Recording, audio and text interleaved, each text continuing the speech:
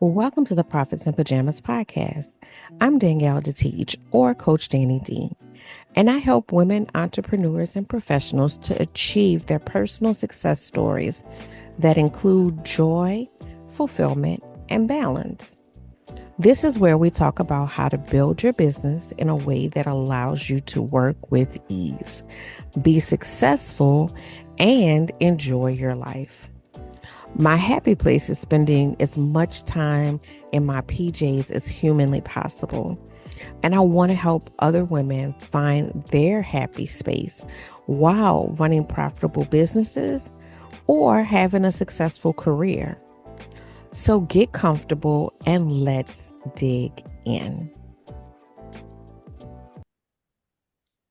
Hello and welcome to the Profits in Pajamas podcast. I am your host, Coach Danny D, always coming to you with different ways that we can redefine success. So success looks like, a life for me, a life that feels good, right?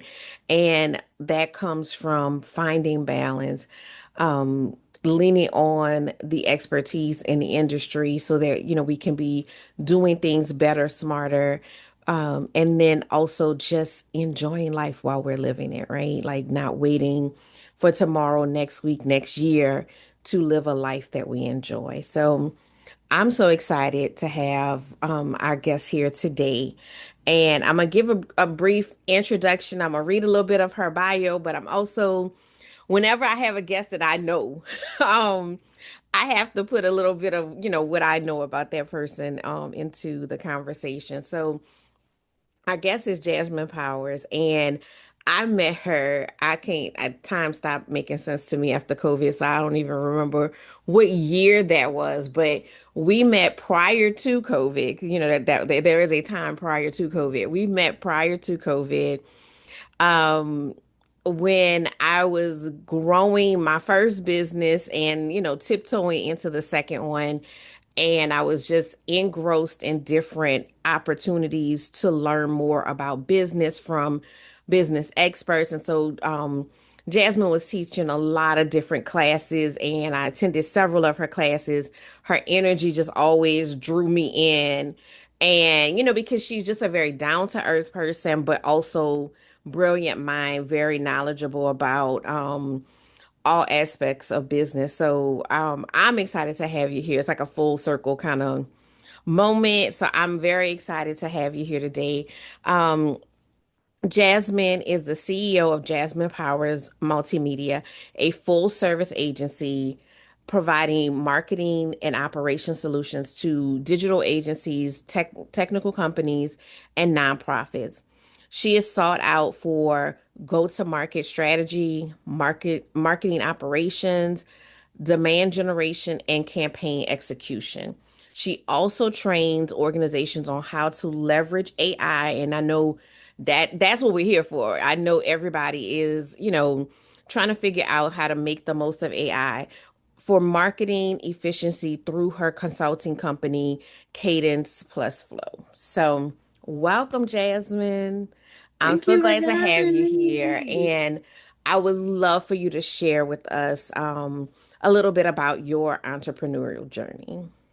Yeah, so on my first job, I had a lot of time on my hands. I was an HR assistant and bored out of my mind. And so they let us use our computers and do what we wanted to do. So I started to learn just different computer systems. And I stumbled on a blog that was for administrative professionals. And they also had like a little class on virtual assistants. So I was like, oh, that sounds like something I could do. I want to live a life where I could travel and get up and move whenever. And so I started exploring virtual assistants.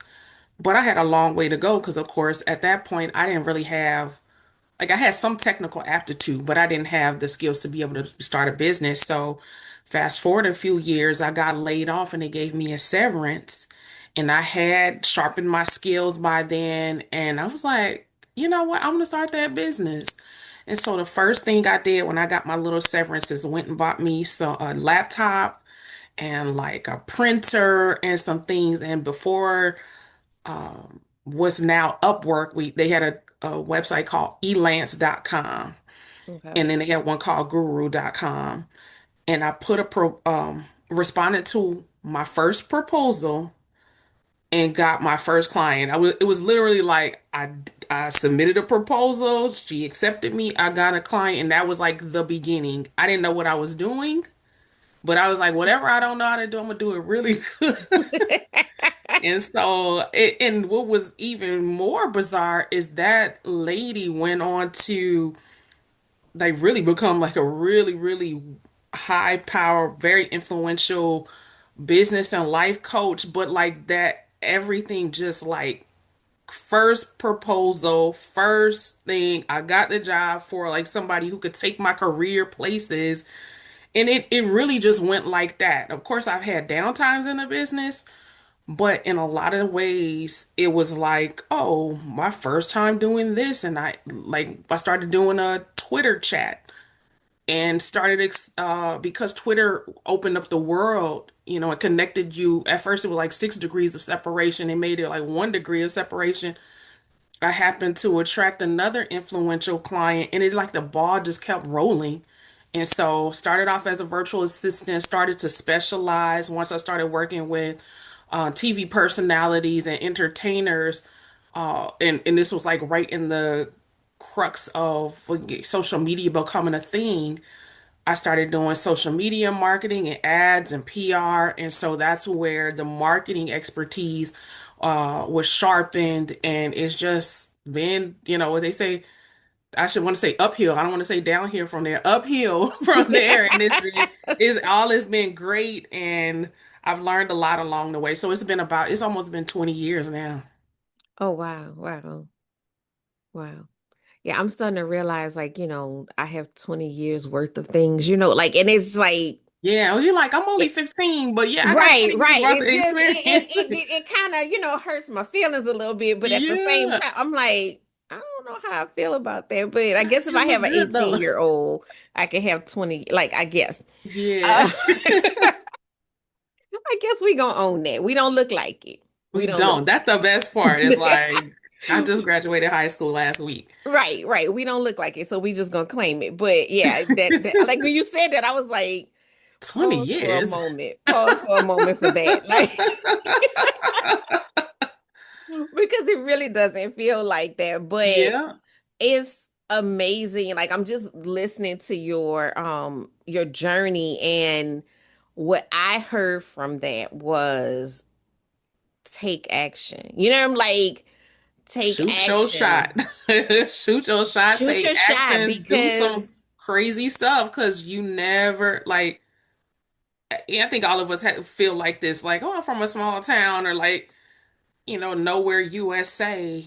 And the belief that I had in myself then I could not have pictured this at all. Like, people have vision boards. They wasn't doing vision board parties back then, so I didn't right. have a vision.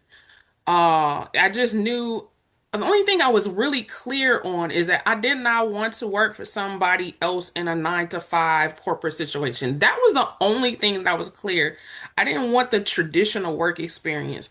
I wanted to be able to maybe work 6 months and take the other 6 months off traveling to work. Mm. That's always like from the beginning. Because before this, I had gone to school for cosmetology. I knew I wanted to be my own boss and just have flexibility. But the journey and all the different twists and turns it would take, I had no idea that I would land here. But just to have the gumption to say, I don't want to do what everybody else does. I'm going to try doing this thing. And then for us, it would be like, I always call it serendipitous. I just feel like I have like a very serendipitous life.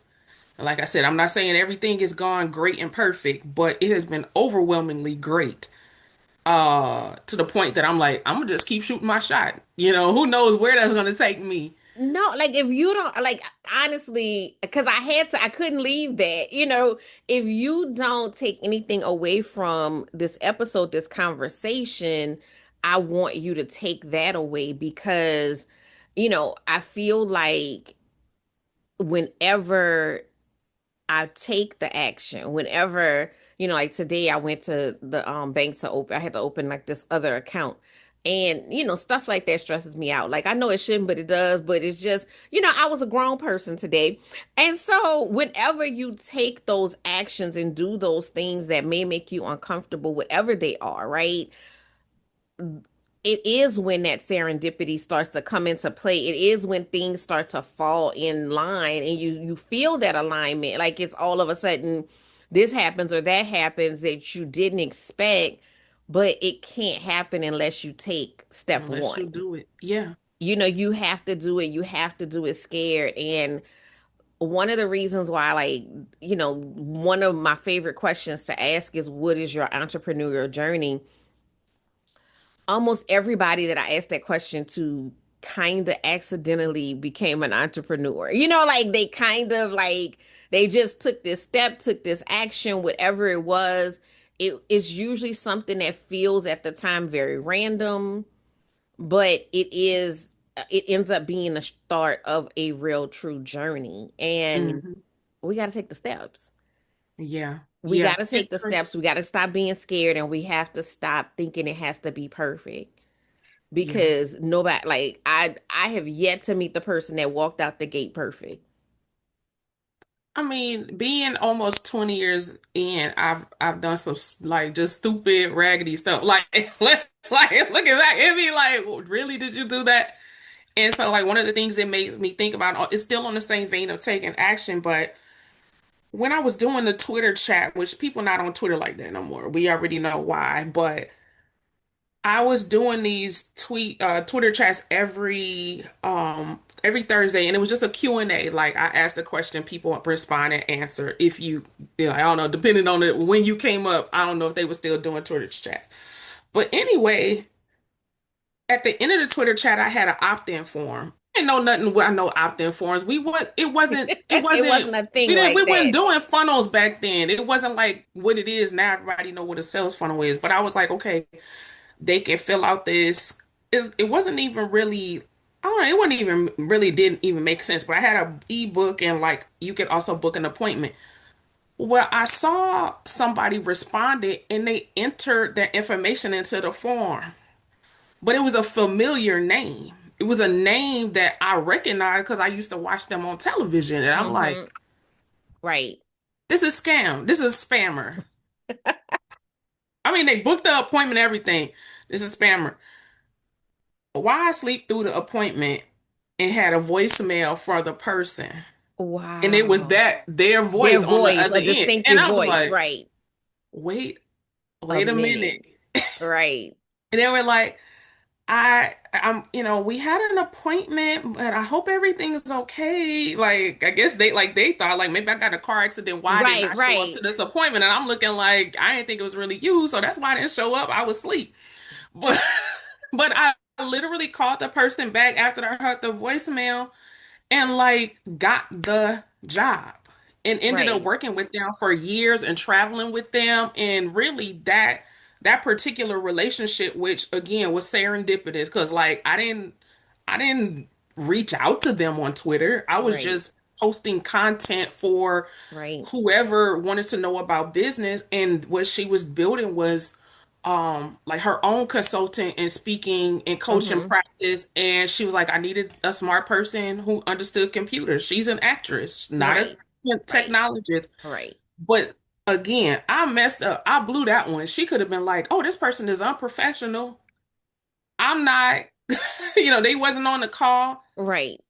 but it worked out. So I said, it may not be perfect. You may make some Mm-mm. mistakes, but just keep going because like you can recover from that. You just keep going, really. No, I love that you shared that because it is true.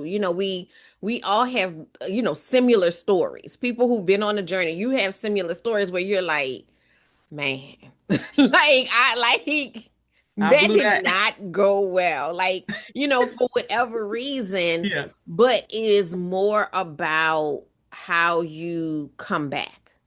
It Hmm. is more about how, okay, we're human, we're going to make mistakes, but then what's your next move? How do you make Mhm. that right? How do you, and in some instances, there are going to be some people, like somebody might have said, well, I'm not taking your call. Like I Mhm. called you, you weren't there, and I'm not taking your call, right? There's some people that might be the answer, and you got to be big girl enough to just own that and learn Mhm. from it and move forward. Right. But more times than not, people understand you being human and they understand all of those things, and they've probably made a similar mistake at some point in their career as well, and so people are willing to give you a second shot, but you just got Mhm. to make sure you don't fumble the ball twice, Don't do that. Look, believe me, I'm gonna be on the call. You might not be on the call, but I'm gonna be on the call. Like that was a lesson. Like, don't just assume it's spam. It Right. may be, Michael Jordan. I don't know. Just Right. something that, But yeah, no, it it may be totally Barack could be. Obama on the call. You bet. Don't think it's a. don't Because I don't thought I was look like, how somebody don't just play filling out games. my. And Yeah. sometimes, even if it's not that, for me, a lot of times it has been someone adjacent to someone. Mm-hmm. You know what I'm saying? Like, because Mm-hmm. a lot of times I know I've seen this where people kind of discredit, okay, well, the budget is not right or this is not whatever, and you discredit that person. That person might not be your client, but how you handle that person, how the grace you give that person may lead to your next client. So they may say, you Mm-hmm. know what, it wasn't a fit, but somebody who I know that has this money, I'm totally gonna Yeah. recommend you too. So always be thinking about just that. I think for me, it's just always evolving and growing. It's Yeah. it's not about perfection. It's Mm-hmm. moving imperfectly and improving as you go. Yeah. Because I had to forgive myself for sending a proposal that I generated with Gamma, and I realized the last picture had six fingers on it. I said, "Oh Lord!" So check the proposal, make sure the image don't got six fingers. Do what you got to do, and show up better next time. I didn't get but that particular one. I said, "Was it the six fingers?" I don't know. but you know what? It if anything else, it's a funny story. And I feel like along the journey, you're gonna need some laughs, and sometimes you get Right? that Yeah. Yeah. that funny story. So I mean, I definitely appreciate you sharing that part of your experience, because a part of this is showing people like kind of behind the scenes of Right. other entrepreneurs and understanding that it's a bumpy journey. It's not, It's a bumpy journey. Yeah, it's a bumpy journey. it's okay. It's not, because I think sometimes people think they're failing when they're just growing, and Oh, yeah. it just Uh, it feels weird sometimes. yeah, yeah. One of the things that was kind of going across my mind as you were saying that is in the position that I hold as a technologist, I get to sit behind the scenes of some of the people that other people know and respect. The photo shoots and the big glossy magazines. I was somewhere on that photo shoot, maybe in the Right. back, or I was there. So what I've gotten to see is some of your biggest and best and brightest really have the same experiences as us. And so Absolutely. they have achieved what a lot of us are going or trying to get to, multi-millions and series A, B, C, D, E, F, G raises and things like that. I've been there, but they fumble too. They're growing through their pain, really through their cycle, but they just have a little bit more cash flow. Like literally, Right. that Right. that is the biggest difference. It's just they can afford to make some of the mistakes, and like maybe if they have a crash flow crisis, like it's not going to impact their rent or something like that. Right. Right. But Right. they're still going through the same exploration, like which product works, or I need to pivot in my messaging, or like they're still trying to figure it out the same way that we are. And so I think seeing that for myself made me feel a lot less guilty, I guess, about like Mm-hmm. that my journey didn't look like, like I started 20 years ago and now I'm on a cover of Forbes. Like that's not my story. Right. But maybe year 21 will be. Right. You Right. know, Right. You just I'm never know. yeah. Yeah, so it's like they're doing the same thing. We just kind of happen to catch them once it hit Right. and just assume it's always been perfect, and it hasn't. They've kind of gone through their things, and maybe in some ways are going through it, but you would never know. And I saw a post that rubbed me the wrong way that was essentially talking about people who were in their journey and how they maybe have multiple offers. And they essentially just said, basically don't have a struggle, have all these struggle business, just build one thing. And I said, I hear what you're trying to say. Focus is the key. But some of those people who are putting, they doing hair and selling t-shirts or whatever, they're doing multiple things. They really are probably just trying to solve for an economic crisis. Yes. You might have a lot of things going on, but you're just trying to pay the bills. So if braiding hair and selling t-shirts and doing Mary Kay at the same time is gonna put food on your table, do that. And don't let an influencer who's already gone through their struggle and found their level of success make you feel bad that you got to do those three things. Because you almost have to go through those struggles and figure it out to get to that next level where you see what the business that's going to work for you is. Maybe Mary Kay ain't hitting, the t-shirts ain't hitting, but you end up starting to do hair for a celebrity, and now you're doing hair for Beyonce, and now you everywhere. But you kind of have to take those soft skills and those actual skills from those other things that you were doing to get there. So I don't think that a person who I don't think you can really kind of talk down on somebody else's journey because it didn't look like yours.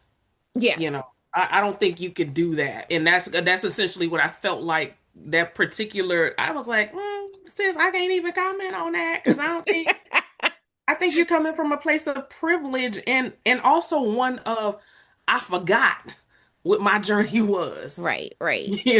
and then going to tell other people basically let's talk about their little struggle business or your mediocre businesses. And I'm like, I kind of hear what you're saying, but everybody's pathway isn't like write a book, be on Oprah. Now, you know what I mean? That's No, not no. And it everybody's I think thing. that I'm very big on embrace your journey because your journey is going to look different than the next person's. Yeah, yeah, I'm yeah. probably in the middle in the sense that, well, one, I'm gonna start here. Starting off by calling somebody's business as mediocre, like people who speak in that way bother me. So let's just put that on the table Okay. because I feel like there's always possibility and you need to speak to that in people, not denigrate Yes. people. So Mm, that's the first way for me to just check out is once you start denigrating people because like you said, people are trying to figure some stuff out. mm-hmm. Mm-hmm. Now, that being said, I will say sometimes the answer is focus. Sometimes the answer Yeah. is Yes. focus Yeah, yeah. because, again, sometimes you got to try a few things, like you said, like, you tried this, it didn't work. You tried that, it didn't work. Be willing to try. We got to get out there and try. That's what we started with. You got to get out there and take the action and try. Mm-hmm. Mm-hmm. But Yeah. let's And I not think get sometimes, distracted by like every shiny object. yeah, Like that's true. like Yeah, somebody yeah, yeah. said, "Oh, drop shipping is $1 million business," and then you go do that, and then I'm like, "Look, everything can be $1 million business Yeah. if you focus on it, right?" Right, right, right, So right. it's Yeah. it's kind of balancing that out. But yeah, I Balancing out. mean, people got to get where they got to get. And everybody has to figure it out. We all had our stumbles we had on our journey. We all had those lessons that we learned on our journey. And we Mm-hmm. wouldn't be where we are and how we are if we hadn't had those experiences. Right, right, right. I hear you. And I think that was a thing. Like I understood like in terms of focus, but I didn't care for like the mediocre. I didn't care for the mediocre business part because I was like, actually, at one point in my business, I think I did have a t-shirt shop and I was doing consulting and I was doing courses. And it's like I was also figuring it out. And I think that number one, you can do that because it's your business, right? Like Right. Tabitha say, that's my business. Right. No, it Uh, is. And that's the thing is like, I don't understand why we are so fixated on what other people do. Like that, yeah, like I think, yeah. why do you have to, why if you're happy, I'm gonna just put it just like this here. If you're happy, why you care what somebody else do? Yeah. Like that's where I'm at with it. Cause like happy people not sitting around thinking, well, what are you doing over there? They just enjoying their little drinks and You having a don't good have the old time. time. They're not, Yeah. like it's nothing wrong with like best practices or if somebody's coming to you for advice, that's a different conversation. But if I'm sitting over here eating my fruit and drinking my water and you over there eating a cheeseburger, that ain't got nary nothing to do with me. You smiling, I'm smiling. We having a good old day. Look, I'm saying it's I I will say this, I'm kind of like anti-influencer, right? Like it's to a degree because for one thing, I be like, we all trying to figure it out how you really influencing me. I don't know. I don't Right. know. No, fair. Like Fair. part of it, like, Absolutely but fair. I also feel like so many people are looking for someone to be that example, essentially, or like that messiah to whatever the thing they're trying to resolve, and it doesn't. I don't think that's a good place to put people because of we're all humans. Now, I'm not saying that we cannot learn from one another because you might have skills in an area that I don't. But like you said, that part that's denigrating or looking down is I never liked that. And then I never liked it as a marketing strategy because you'll see that too. Like influencers like talking about another or like somebody else's design. Well, you need to invest if you would invest in me rather than going and getting you a new pair of shoes, maybe your design would look better or like just stuff like that. I mean like yeah, Like, people look, follow can you that. get out of my pocket? Yeah, let me get my But shoes. I get to the also, logo later. like, also, because I'm not big on that lane either. So also, this is my thing about that. All you're doing is using intimidation to get somebody to work with you, right? Yeah. And then the entire time you're gonna blame them for them not having success. To Mhm. me, and this is just my personal opinion, Yeah. but to me, most of the people that I have encountered that I respect, that I admire, one, they don't take that approach because I just zone out once I start hearing you talking like that. Because what you're not about to do is tell me, like, you're not about to bully me in my own house, minding my own business.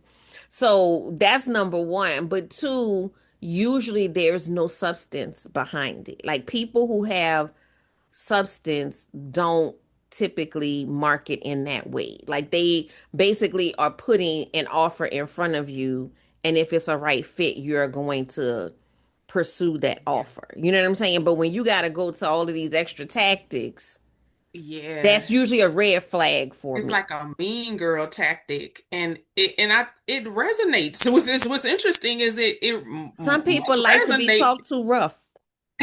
Yeah. And I just have never done really good with that. And then I've also shied, like truly have shied away from perhaps even putting myself out there to the degree that maybe I could, because I just like I'm a regular girl that just really likes technology and really likes marketing and creative. And so I can tell you some things I learned, but I don't ever feel like I'm truly like, even though by sense of the word expert, yes. But it's hard for me to kind of, I guess, kind of position myself as like looking down on you as a person who may not know it. But I'm like, I kind of like, I want to teach you, but I'm not going to look down on you if you don't know it. but Or I like, think that that's not it's kind of, it's necessary. just, I don't think it's necessary. I think that that is a genre. I think yeah, that that is a school of thought, but I don't think it's necessary. yeah, yeah, And what I do find to be sad is like what you're saying, I've heard from so many other people as yeah, far as So you have these people who actually have the knowledge, and I'm gonna just stand on that because, I know that some people's toes gonna get hurt, but their toes just gonna have to get hurt. But most times when I have been up close with somebody in that other camp, they don't know what the hell they're talking about. Mhm, Like that that the bravado is what they're standing on. I mhm, find mhm. that when people have actual knowledge, one, they shy away from being seen as an expert because they like, well, technically, like I they don't want to be like that. right. Like, I mean, like, oh, Like, there's cringe. that hesitation, Yeah, but there's also they don't lead with that bravado because they don't have to. When you know what the hell you talking about, you yeah, don't need to come in, rah, rah, rah, rah, rah. You could just talk plainly and people hear yeah, what you're yeah, saying and know what you're yeah. talking Right, about. yeah. Like, And when we were doing the intro, one of the things that I was thinking when you were sharing your story, and I was just like, I don't want to get stuck here because we were, going where we're going. But one of the things that I was thinking when you said about how serendipitous everything was, hmm, the hmm. one thing that I know about you is that you've always been such a completely authentic person. Like you are who you are. It shows up in your branding, it shows up in your conversation. And I think that that is what ultimately attracts people. Hmm. And I guess that's my, anti-influencer Right. It's sentiment yeah, is yeah. because then people start to emulate that, right? Hmm. And then you scroll. I think when we had our pre-conversation, I mentioned it's like one day I'm scrolling through social media and I'm like, if I see one more of the same, I mean, like, I can't even tell when I didn't switch from one person's profile to another because it's the same house and the same car and the same curated space. And while there are people that connect to that, it's totally like disconnect. Yeah. Whereas there are other people, like when I come across somebody and I just feel that authenticity. Now I've been doing good with that word for a month now. Now, when I feel that authenticity coming through, those are the people that I'm like, I will sit on their page. I will, consume their content because it's real, like. And I think we make mistakes a lot of times as business owners of trying to fit the cookie cutter mold, but you don't understand that when you start to blend in, then I could just pick anyone. Yeah, it becomes a commodity. And that made me think about like this era that I was going through and really trying to figure out my brand. And I remember getting having a photo shoot and we were out in I want to say like Santa Monica or something. This was when I was still living in California. And it was somebody who had parked like a Beamer or something on the side of the road. And I was like, let me go stand right here by this Beamer and Hmm. take the picture. Now, I don't think I ever posted that particular picture because I think deep down inside I knew, girl, don't be on here lying. That is not your car. And the real Right, owner gonna be like, take my car because of my license plate. Take right. my car. Take this off Take here. my This car off mine. that This is internet because mine. you fronting. I was doing like Lil Bow Wow in that plane that he didn't have. Girl, I was trying to be like the other people because at that time I didn't have a car. So how I'm gonna be out here really like showboating like I'm balling? Oh, stand next to a Beamer, you know? But it's like, and I get it. Like, I think we all get caught up in what that looks like and what that Yeah. feels like. But it's, my biggest thing, this is my mantra, like right now, is like, you know, I'm more concerned about what my life feels like Hmm. than what it looks like. Hmm. I want it to feel good, and I don't really care about the look of it because at the end of the day, people gonna talk about you regardless of what you do, what you present. They gonna be like, well, yeah, she was standing in front of that car, but did you see um the Her get shoes on the she had bus. on? Did you Right. see, you know? Did you see such and such? You know what I'm saying? People gonna find something Okay. Yeah. to talk about. And it's like, j- just disconnect from that and really show up as yourself, right? Mhm. And even when you are coming to different experts for advice, you still got to be able to filter that through who you are, right? You can give Yeah. the same advice to me that you give to five other people, but we're five different people. It should not show up the same in our end product because Right. we all have a different feel. Yeah. And as entrepreneurs, be okay with embracing that. Right. Yeah. I'm just like being honest. It has been hard because you'll go into, or at least I've gone into meetings where someone was looking for me to be that, or Right. for whoever that they work with to be that, and not just like this laid back.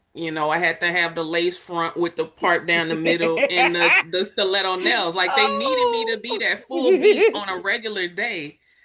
And I'm like, like, no, that's no, that's not no, it. You no. gonna see me with some cornrows or maybe in a ponytail or my natural hair. Like, Cause nope, like I I'm don't have not that for doing you. all I of really that. don't have it for you. But you're saying that, but on the flip side, it was that you weren't that was so attractive to me.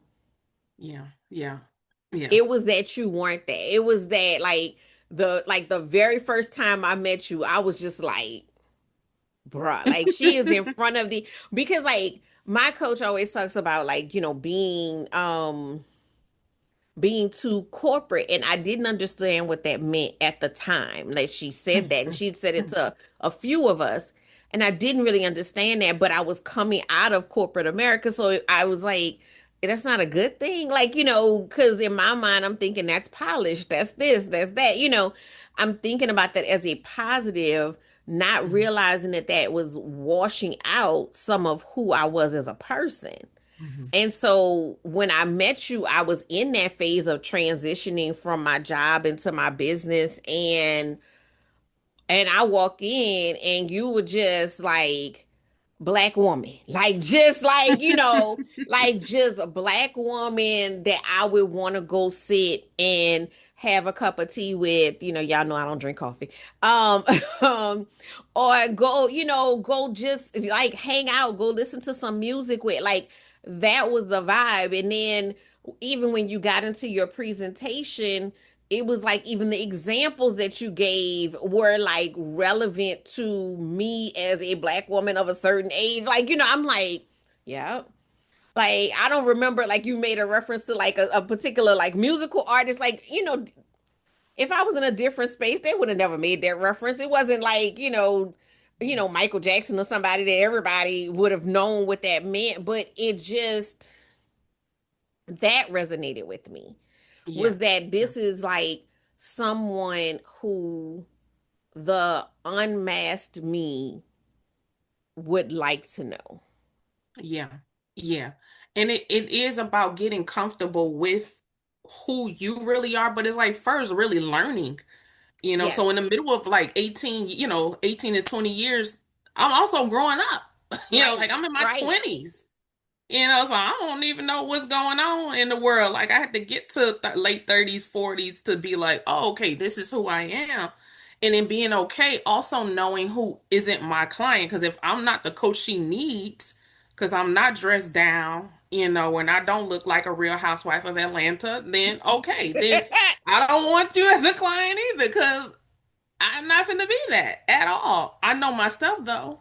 Right. I know my stuff because then on the other hand, a person can look for the aesthetics in a person, and like you said, if that coach isn't Real Housewives and on top of their game, because of course there are girls Right. that There's some that people fit that, that's like both. they That's know just their that's just their persona. I'm not right. knocking if that's you, but there are some that are presenting in a certain way and attract and is very marketable. But then, like you said, where's the substance? Right. You just was on ChatGPT learning that, and then Right. you gonna go and teach it. Then it's Right. like, come Once on once now, somebody asks a question, then it you all typing. unravels. But it no, no, Yeah. no. Like I've been in situations where people start getting belligerent Yeah. because they don't have the answer. Yeah. And that for me is a problem as well because I can stand boldly in front of you and say, "Well, I'm not sure about that. I can look into it for you. Reach me after like let's connect afterwards and I can get that answer for you." Right. Yeah. Because I that's a don't humble, know that's being everything. real. Right. Anybody who pretends to know everything is concerning to me. But Yeah. the thing about it is if you're rehearsed, right?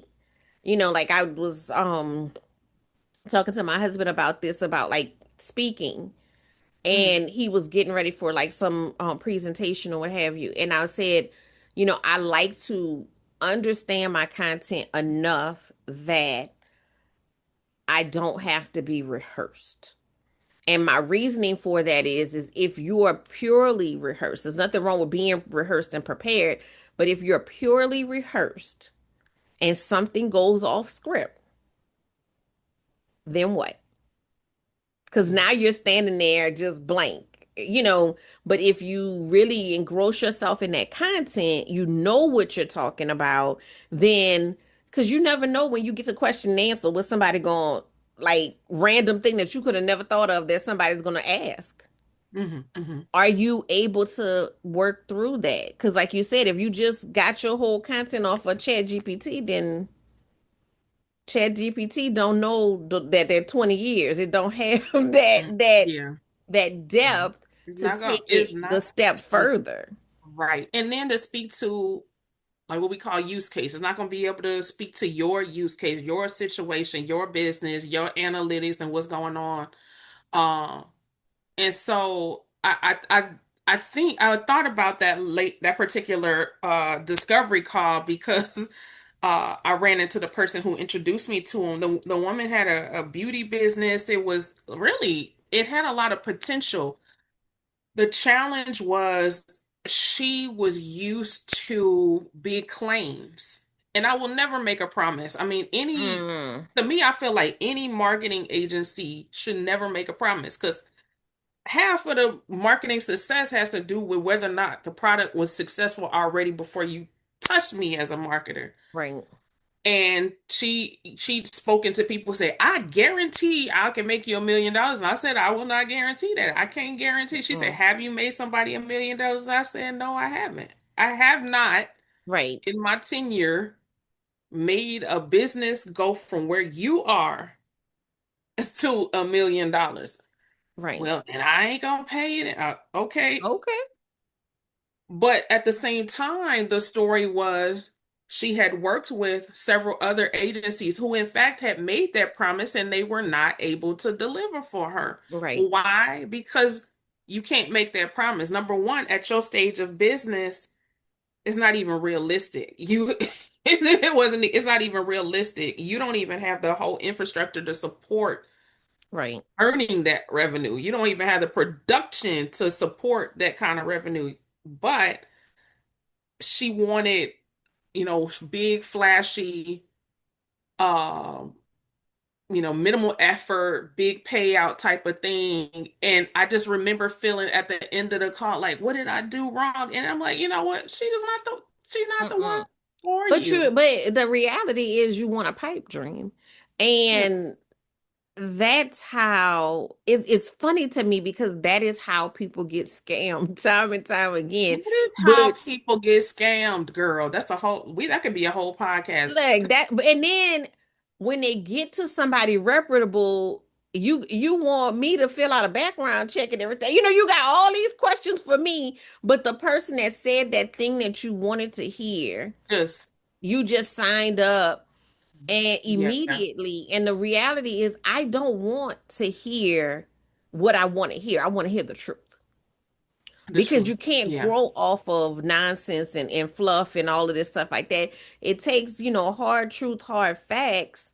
And like you Hmm. said, with marketing, especially, like there are so many variables. Like you could do 100% of what you were supposed to do right.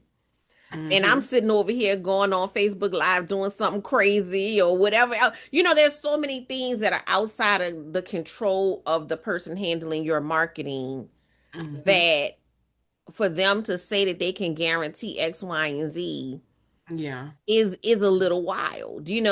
But Yeah. people are attracted to those things because it is like, lose 100 pounds in 10 days. Yeah, you might be dead, but okay, Right. go Go for it. ahead. Go ahead Like I on. like to watch old folks TV, so I see all the commercials. If you tried such and such, like you may be eligible for a lawsuit. Yeah, because it was crazy and you did it, and now you Right, right, right. And that like one of the things that I was talking to a lady yesterday and I had mentioned her to you before, but just interesting conversation about ads. And I said, well, look, I'm not about to promise you that if we do ads that the lead quality will be what you need it to be. I said, but part of what you need to do is essentially niche down and really get clear on who you're serving. Because if we just throw up ads, I can get you leads for sure. Are they but gonna be look, ones it's gonna that be a convert? whole right. It's gonna Yeah. be a whole room full of people ain't got no money Yeah, we can do or don't the ads. want your Look, product. Like, but I said, but wait, I know in 3 months you're gonna be coming back to me saying you didn't do this and complaining. Like, so let me just let you know this is what you need to do on your side. First of all, who is your person? Telling me they black. LinkedIn don't got a box just say that black. say black.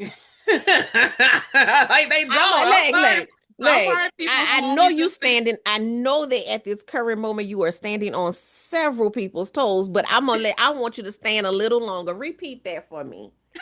About LinkedIn don't I have just a want I targeting. want They somebody don't. else's voice to say how much you need to know Yeah. who you are You serving. have to, because this is the thing. You have to know who your targets are, because it's one thing to say, I target black female professionals. I hear that a lot. Like black Mm-hmm. female professionals, but what else, right? So are they in healthcare? What age are they in? What position do they hold? Because if I'm running ads specifically, like we're not even getting into content and speaking to people in language and terms that they relate to. But in ad platforms, you have to go by specific demographic or behavioral things that do not include ethnicity. Now, in Facebook, back in the day, you used to you used to have a little bit more features than they have now. But about the most you can do now is say they are followers of this TV show that maybe is geared toward black people. Right, right, But right. you That'll cannot, narrow or it this down. Like they follow Essence. Like they Essence, follow girl, I've been using that Essence like demographic they like a follow beast. Essence. I like they I black, mean, they because you can't even professional. all the way count on they follow Oprah because she has a more diverse Right. So yeah, audience. so it's like there are some things like that you can kind of go around, but in terms of that particular person, just telling me they are black female professionals, the only thing that sounded clear was they earn a revenue of. I was like, okay, we can do something with revenue, like that's some data. Right, But what industries are they in? And so a lot of times when we are marketing or just trying to speak to people, we have a general idea, and that's okay to start there, but maybe you can like, what do you call it, reverse engineer it and say, this is a service I provide, and I use ChatGPT for this. I totally do, and it also help my clients.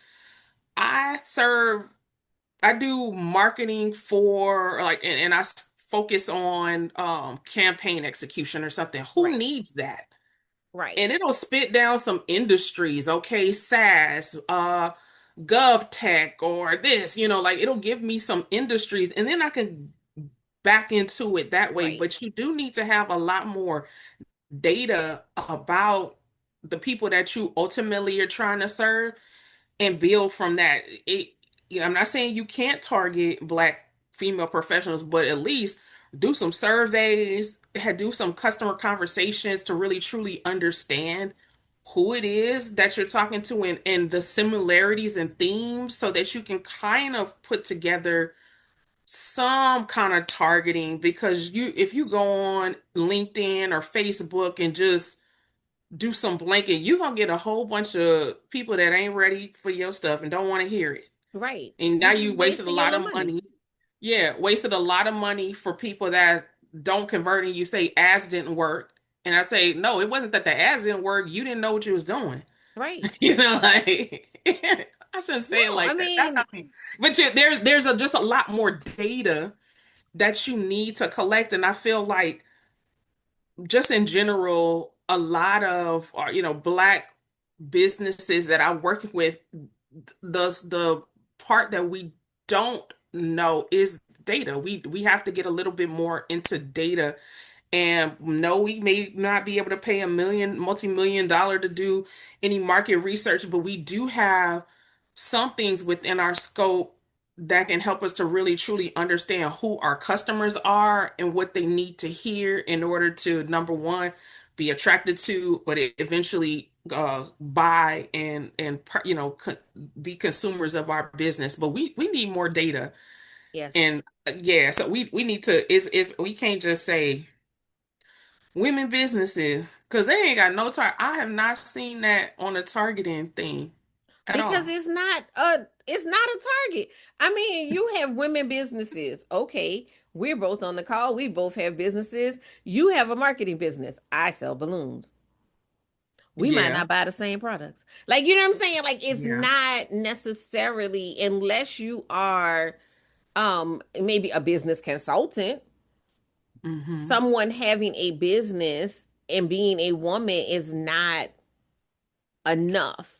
Right, because and then that kind of makes me think about like being in the same room as an MLM. The go-to-market strategy is totally different, so it's hard to even speak to the problems that you solve, or speak to the problems that they have, I should say, because it's a totally different business model. So things like the type of business would be helpful. Is it a service? Is it a product? Like, is it an e-commerce business?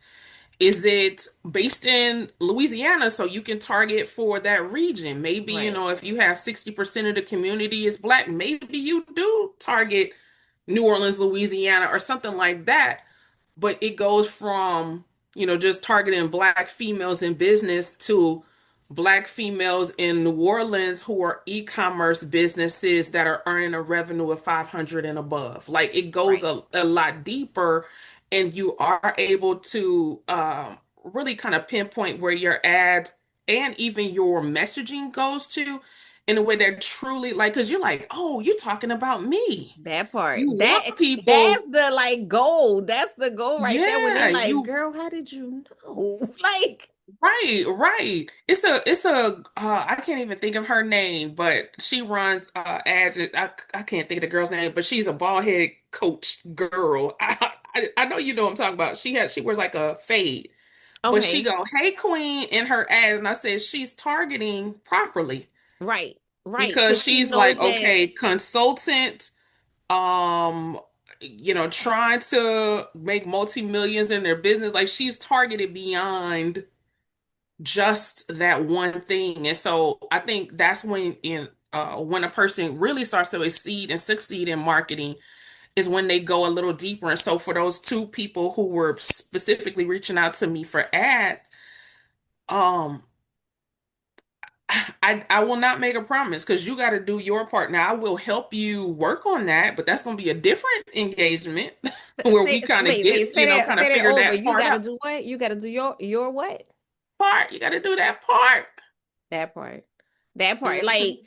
I have seen so many people, complain about the services that they have purchased and and when because I'm on the other side of that, I always ask follow-up questions. Right. So I'm not gonna let you just say, oh, this didn't work or that didn't work without asking follow-up questions.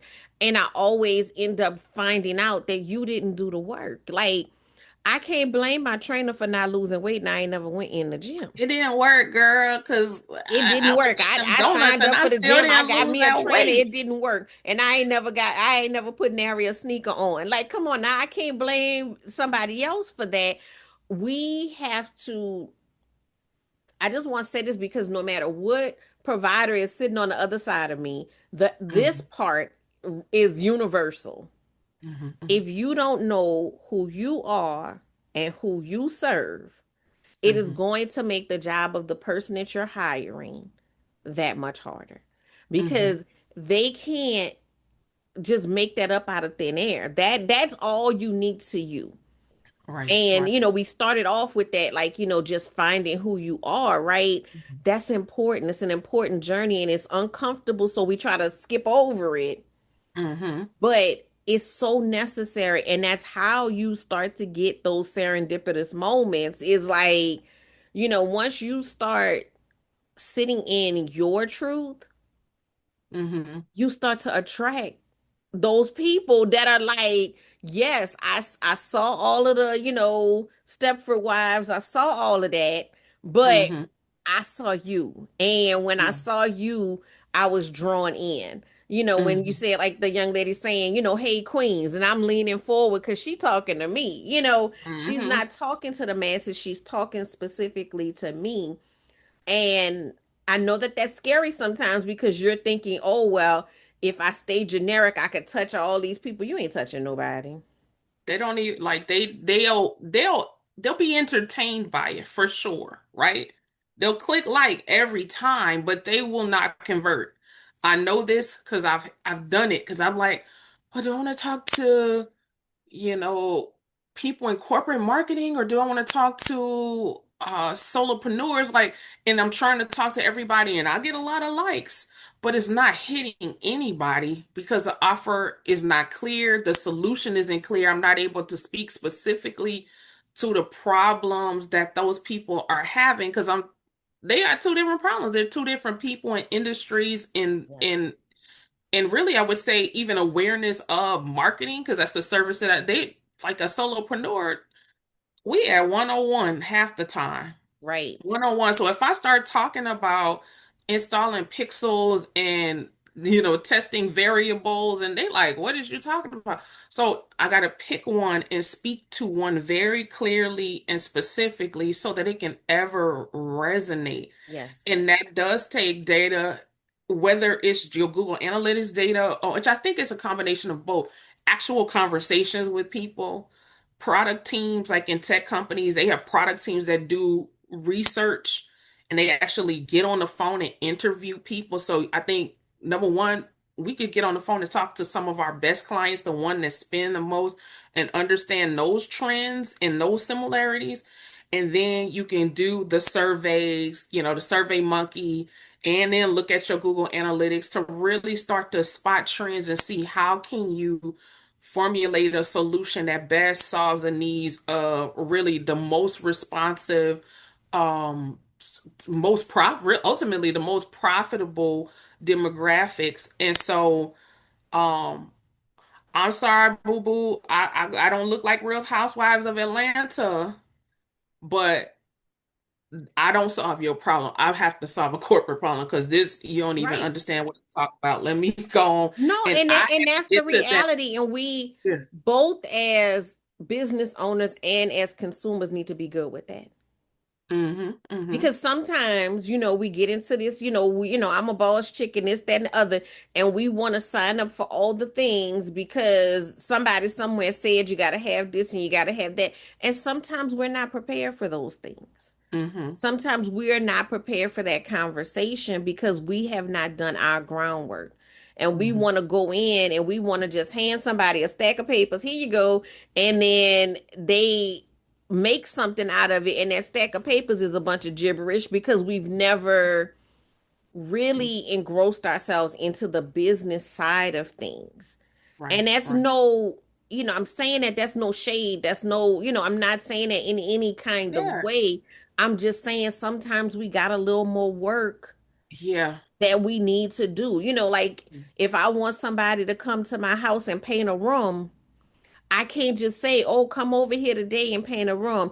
They got to know the measurements of the room, and they may be able to come out and get that part of it, but I got to get everything out this room. I have to pack everything up. I have to Hmm. make all of those provisions for Hmm. them to do their job. And sometimes we want people to come in and do stuff that we have not done the legwork for. Hmm. Yeah. And it for me had to be a journey of really kind of like also learning, like they're learning in their business and growing in their business. And I'm sure because since that particular experience happened a couple of years ago, she's probably grown and probably burnt through some other revenue testing out people. But I had to grow and realize like who really do I serve? Like at the end of the day, and then with what products? Like maybe what like if I really kind of like looking back retroactively at it, I could have sold her maybe a course or Mm-hmm. something where she could kind of learn some beginnings and understand how to do it herself so that if watching, making sure she spends wisely and not blow through money, she can do the testing and do $5 a day. Right. But as far as the actual done for you services, I might need to go to a tech company who already has their pixels in place and they already have proven some product market fit type of thing. And then I can say, okay, I can come in here and get that ball rolling. And if they're already at 1 million, I can probably get you to two or three or four. Right. Get it type of thing. Right. You've already done some You have success. something, yeah, you have You got something to something to build build upon. on, but I can't go from 0 to 60 with Right. $2 type of thing. And so I had to learn that, but it was really through those kind of conversations and like crashing and burning on sales calls to realize like, man, I feel like I'm throwing my pie to swine, and I have to really get clear on who's the best person, and it really Mm-hmm. came through like a lot of those conversations and testing, and really saying, oh no, I got to do something different. No, and I love that you shared that because I think that, that is an important lesson for us to learn as entrepreneurs. I know I've learned it. I'm like, um, so look, I really don't, on the balloon side, I really don't like doing like random birthday party. I don't really like that as much. I really more enjoy doing like my corporate clients. And so just pushing myself in that direction. That doesn't mean that I don't get an occasional, birthday party or, Hmm. whatever that I do. And even in that, I have boundaries around what I will do and what I won't do, right? But finding that space, standing on that space, Hmm. and I think a part of it sometimes is cultural that we are kind of raised as like no man left behind. Hmm. And especially if, I mean, I'm not a millionaire, and I know what it's like to struggle to build a business and, all of that. And so sometimes we have that thought process of, I can help this person in some way. But Hmm. sometimes the best help that we can do is say no because Yeah. it's not a good fit, you know. And that person may, like you say, they maybe a course could have been an answer for them, but they, I don't know the person, but I'm just from some of my own past experiences. Um, they probably wasn't gonna do the course either. They might have Yeah, paid that's that for it, that too. Yeah, but they yeah. probably wasn't gonna sit there and actually go through the course, right? Because Hmm. in that moment they weren't ready. And like Hmm. you said, that's not a death sentence on their business. It's not that they never gonna get ready, but in that moment, we go through phases, we grow into these businesses, right? Hmm. Um, but like you said, we need to find that clarity on who do you serve because Hmm. that solves all kinds of problems. Like a lot of times, people think, oh, well, I need to run ads or I need to do this. Not saying that you don't need to do those things, Hmm. but the problem is not that. The problem is that there's a lack of clarity Hmm. on who you serve, either because you don't know who you serve, or maybe the messaging, whatever it is. If that clarity is not there, then you're missing that opportunity to attract that person. And I feel like, if I use the example, and I'm just using the example of the balloon business because I know that a lot of creatives, and I know you said a lot of words that they probably was like, say what now and who. I like to dabble in both sides, but um as far as like, when I knew that my client was corporate clients, now that I know that, and I, position myself in that way, one, I attract that client. I don't even like, I don't run it, I don't do anything other than, make sure that, I'm posting here and there in my website or whatever. But my clients mostly not on social media. But that's another conversation. But I attract that client. And then because I know that's my client, when that client is speaking, I'm listening differently. So I hear when they say, I really like this. So I know invest in making sure, that my systems are great because they really like being able to, go through a system and it be easy for them. I Hmm. really like your communication. So then I got to make sure my automation is great so I can get all of that communication out to them consistently, because I'm human and fallible. It ain't gonna go right if I have to do it. Hmm. So making sure that I'm listening to those things, but I know what to listen for because I know who to listen to. Like all of that comes full circle, but we gotta do that initial work, and like you said, go past that superficial description. Yeah, yeah, yeah, definitely. As consumers, if you have like consumers looking for vendors, we we do have to do due diligence, right? And not go exclusively on gut check or aesthetics. And I think one of the ways that you can do some of it is really kind of getting a little bit familiar, just a little bit familiar with what that person does and how it Hmm. works. Just Yes. know a little bit, like on some basics, because then you won't be easily impressed by high sounding words or fast talking or things like that. You know enough to know if somebody is, basically lying to you. Um, I think doing it, I know all the time you don't want to do things yourself, but in a way, I feel like some people, if they just did a little bit themselves, they may kind of get a better understanding and better respect for the people that actually do it. But definitely just don't, oh, they're all over Facebook and they're on all of the podcasts or on all of the things. I automatically just trust them because sometimes I just feel like you can play, you can fake, and you may not really be able to deliver results for somebody. And so a consumer who just sees the glossiness could get in a situation where that basically they're just not with the right vendor for what they need. And so no, like just at least know enough to have an intelligent conversation. Some of the things that I even do with people if they hire me is like, I'm going to help you vet your person. Right. And, like, especially if I'm coming in as like a fractional chief operating officer, I'm going to help you vet your marketing agency. Like just because so and so know them and recommend them, these are the questions that you need to ask them so that you are really able to determine the capabilities and and like what they are able to do for you in your particular situation.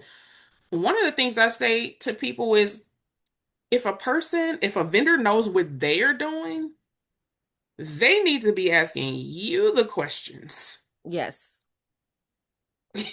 Like they need to be really truly doing a discovery call like a doctor. Or a doctor comes into the room. Okay, so what are you feeling? Where are you having pain? And like Right. make sure Because if they're they just just asking come in you and be questions. like, I'm about to cut you right here, huh?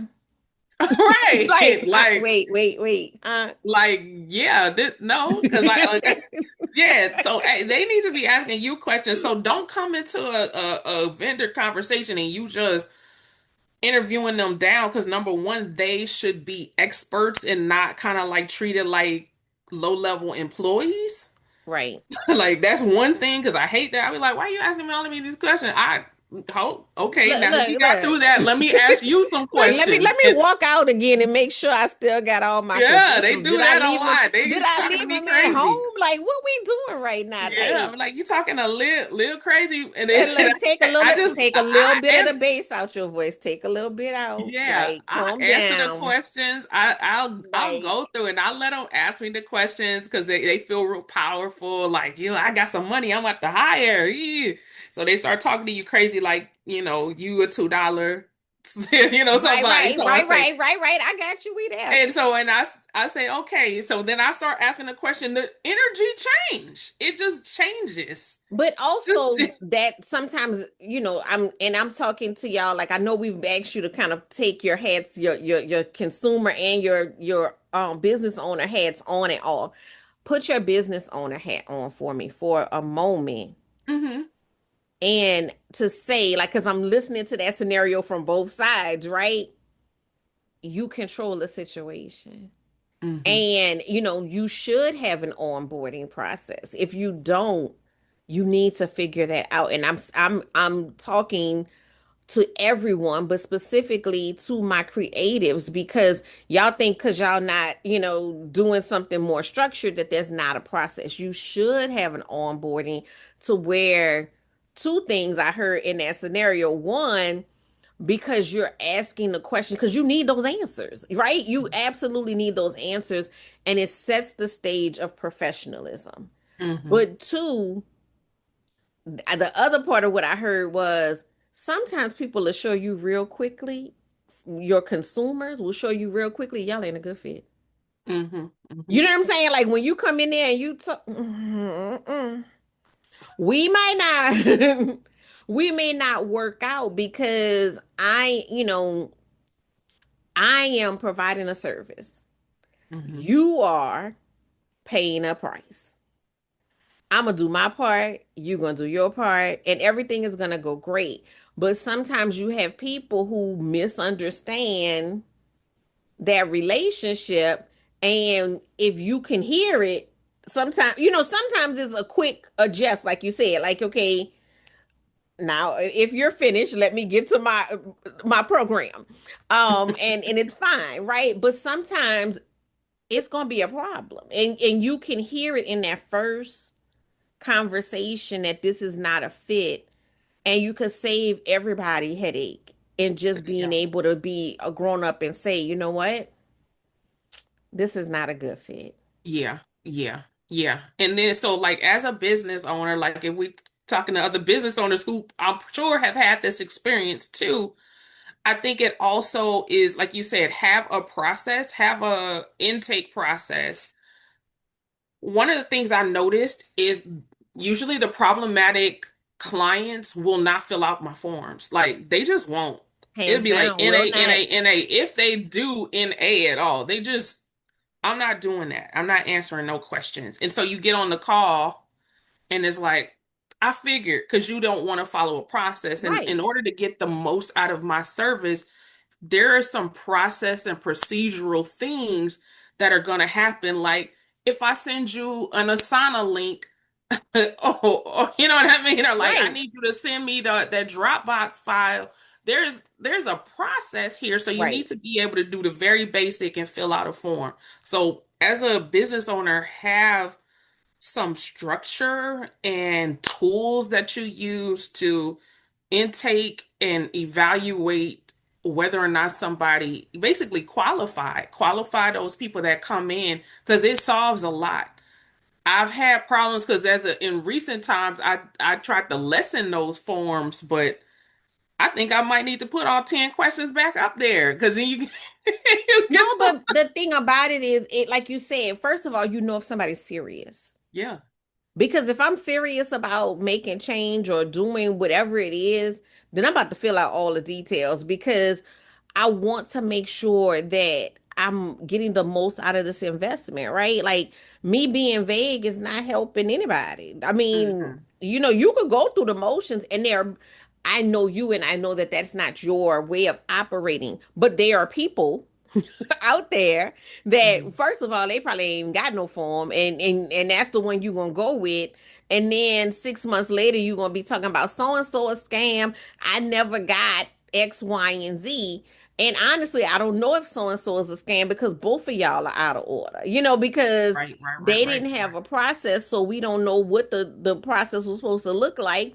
And you didn't do what you were supposed to. I'm quite sure that they asked you for stuff. Y'all know I love watching court TV, and I watched a case. The lady suing the girl because she didn't have her website done, and so they go. The girl said, "I'm only doing websites until the end of the year." She said, "Great, I need to get my website done." She gives so the girl, asks her for all this information, and she comes back. "Oh, girl, I'm sorry, my daddy died." Okay, then time passed. She come back around. The next email she sent the girl said, "Happy New Year." The judge said, "So the end of the year, New Year after the end of the year or before the end of the year?" "Oh, all right then. Case dismissed." What? How you suing the girl and you never sent her the stuff, but you suing her because you don't have a website? Yeah, So is it's always that. It's always that. And one thing I know, I got some receipts. right, I got some right, but documentation. as business owners, I've found myself saying this to a lot of my business owner friends recently. Like, they have a scenario and they share it. Take ownership. You are setting the stage, you are the lead, and you take ownership of that. And then you let the client go through your process because, saying some people like, "Oh, well, I don't want to frustrate the client." No, most clients, that's what they want because they know what's happening. They know Hmm. where they're going. And because of your years of experience, you know what works well. Hmm. So use that to make those systems for yourself. And on the flip side, because we were talking about, you not getting scammed when you have those business to business transactions. Hmm. I love how you said about learning a little bit about what you're doing because I have been in some business classes where I'm like, I know the hell you're not telling these people this. And people just taking notes, and I'm like, and I'm not saying I'm an expert in that particular thing, but I've educated myself enough to know when you just sound crazy. Like, when I'm like, don't, no, no, no. That's not even what that word means. Like, no. Mm-mm. Like, Mm-mm. so you don't want to go in completely blind. You want to have some Blind. Yeah. education, Yeah. Yeah. but I And also feel like, oh, go ahead. I was just gonna say there's so many resources. Like I particularly teach with the Louisiana Chamber of Commerce. I used to teach with SCORE. I also used to teach with Fund 17. If you had a fund, because I think that's how you and That's I how met we met when at I Fun was doing 17. the Yeah. Fund 17. So you can go into a class and pay either zero or low cost to get some basics. So that then when you go to talk to somebody, you can say, "Oh yeah, well Jasmine told me Right. about this. She did mention conversion tracking. She did mention integrating your tools so that they work together. She did talk about that or like just something." So that Right. then when you go to talk to somebody who's gonna go and do run your ad and they never ask you about your pixels and tracking and remarketing and they not telling you nothing about that, then you got somebody who's gonna take your money Mm-hmm. and it ain't gonna never work for you, Right. because you're not doing some of the foundational things that you have to have set up to make your stuff work not only now but also in the long term. So like learn what you can. There's so much information. Like, and we talked about ChatGPT earlier. ChatGPT as well as like Perplexity and Claude, it is useful. So some of the initial questions you can ask and learn, but just don't go into a situation blind. know the differences between things like web developer and web designer. Sometimes you might go to a web designer, but you looking for development and you mad your website don't do this. Those are two different Right. things. So know what you need when you are vetting people so you don't, buy one thing when you really needed something else. Now it's also on their if they're a person of integrity, they should be able to help you sort out, oh, I can do this and not this, but you can't count on everybody to do that. So just know as much as you can, so that you don't get scammed out here because it Right. happens. And you want to spend your money wisely. I'm not Right. saying everybody is scammers, but you can make some bad business investments. And my hope is just by knowing a little bit more, you're more poised not to make some bad investments. Yeah. Yeah, because at the end of the day, most times when I've had somebody say this person is a scammer, and I again investigate, get to the bottom of the situation, it, it usually is not that the person is a scammer, it's just that it there was never a moment of clarity between what you wanted and what you were about to receive. Mm-hmm. And yeah, like you said, the more you know, the more you can have that conversation. But also what I found, and I think I shared this with you before, but I found that without even really trying or asking the question, every single vendor that I have had on here, every consultant, everybody that I've had on here as a guest has some sort of onboarding process. If you're going to somebody for your business and they don't have some sort of process, some sort of question, some sort of something that they are requiring of you, that's a red flag. That's just red flag number one. Number two, everyone has been the type of person that is open to educating their clients. And so that is also a red flag for me when you go to someone and you are uncertain and that person can't bring that clarity to you, like, hey, these are the different options, right? Like not necessarily options that they provide, but like you said, like, a web developer and a web designer are two different things.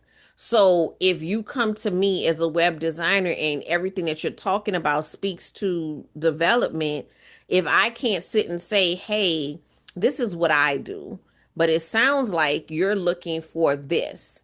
And even maybe go as far to say is okay, well, I have a somebody I can refer you to that Oh, does yeah. this thing and Mm-hmm. I can do this piece. Mm-hmm. If they can't sit and have that conversation with you and you walk out with clarity, Mm-hmm. um, that's usually another red flag for me. Yeah.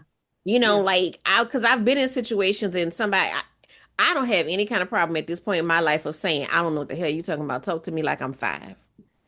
Tell it to me like I'm five. If I go into certain situations, I'm like, so what? And then the car did what? I'm like, I heard it go rum rum, and it didn't sound Okay. right. To the point. That's all I got for you. That is all I have. So explain to me, like I'm 5 years old, what's going on with it. And if you can't do that to my liking, then we might not be a good fit because you should be able to provide some level of education. Yeah, like some type of like they call it consultative selling. You Right. you are helping and educating at the same time, and for a person, because I think a lot of that might like where they wouldn't explain is because ultimately they just trying to get you to buy, Right. right? I think a good salesperson, a good consultant also, like you said, knows when to say I'm not your best solution. Like I can't do it or I can't do it now. I have a referral partner. You know what? I'll have to bring in somebody, because there's plenty of times I can design all day. Ask me to do some code. Right now, I would be using Claude or Right. ChatGPT to generate some code, but I might bring in, Ann over here, who's a full stack web developer, to come code this particular portal for you. I can't do the other part. So if a person is just like, yes, yes, yes, I can do all things, maybe they are a unicorn and they can. Maybe they can, because there's some people who are unicorns and they can. Right. But also just be clear. Number one, be clear with what you need, what your scope is. And you might need to hire more than one person, but in terms of integrity as a business owner, they definitely need to be able to say, no, yeah, I think you need this person. Because I've had people say, you know what? I want to build a app like a straight like a custom developed app, and I'm like, well, I can build you a website on WordPress or HubSpot or Shopify or something like that, but for something that's not on the market already, Right. they don't exist today, and you need something, you're gonna need a developer for that. Right. You're gonna need a web development team, and so being able to know your strengths, know what you're good at, and be okay with letting that sale get away. I know all of us got bills. We have bills, but be okay because then you save yourself a lot of stress because if you That promise part. something like you lie on your resume, baby, you about to get sued. Right. You got a whole lot No, of but problems. then what happens when, because a lot of times what we do is we say, yeah, we can do it, right? And then you sign off because the number's looking good, and you like, all right, I'm about to do this. And because you don't know what that entails, maybe that number that sounded good, maybe Ain't that that? wasn't even like in the ballpark of what this thing cost, right? And so you see them 5Gs and you like, all right, I got this. And maybe there's supposed to be another zero behind that to do it Yes, yes. properly. Look, I got a story for everything. That actually was about it, the person thought they had me, but they didn't. But they came to me like, "Oh, I have this opportunity for you." And they were looking to hire. They were somebody that I had actually done business with, but what they were saying they were going to pay was literally like $1,000, literally $1,000. And I was like, by my estimation, the least that you should charge your client, because they were trying to bring me in on a project they were working, the least you should charge your client is 10. Right. Now, my fee to you, like if I charge you this directly be 10. So if you want to, add 20% on there so you get a little adding on it, Right. you could do that. It wasn't an opportunity for me. Right. You Right. saying Every this a look, thousand, but I'm like, you have no clue what I do clearly. And you were talking about some custom solutions. We're not talking about, just log in and enter an email. Now you have an account. You're talking about some custom built solutions. There's no way I'm doing any of that for $1,000. No way, shape, or form. Because like you've heard the saying, all money is not good money. right. That's not good money if I'm operating at a loss or my time is spent working for this $1,000 and I'm missing out on the 10, 20, That 30 part. dollar $1,000 client trying to serve you. And so, yeah, let be clear, like you have to be clear what you do and what you don't do and how much you do it for so you don't get got either. Right, right.